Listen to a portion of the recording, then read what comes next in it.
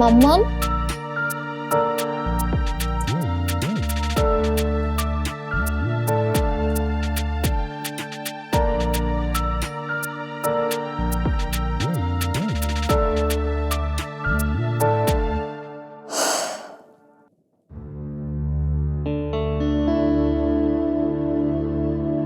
কিছু বলবে?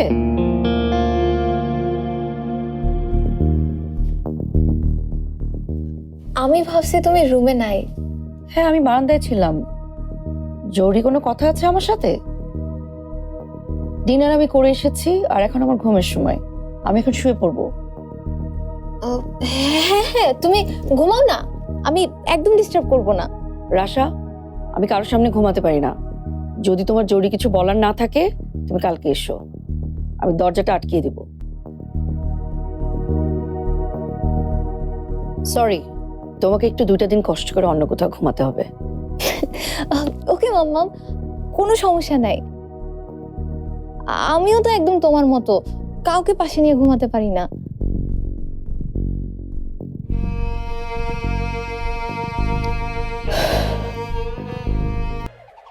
আগের মতোই clean. Berger easy clean fresh, দেয়ালে দাগ থাকবে না, রাখবে সুরভিত।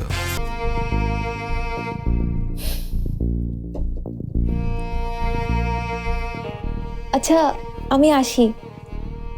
Good night. Good night.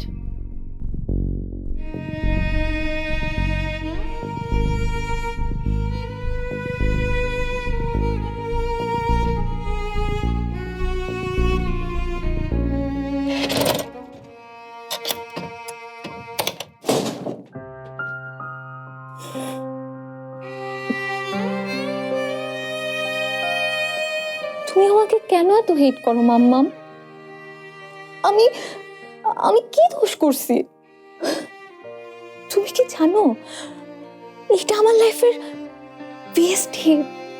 কারণ এই প্রথম আমি কোনো ঈদে তোমাকে কাছে পাবো, তারপরে তুমি আমাকে খালি দূরে ঠেলে দাও।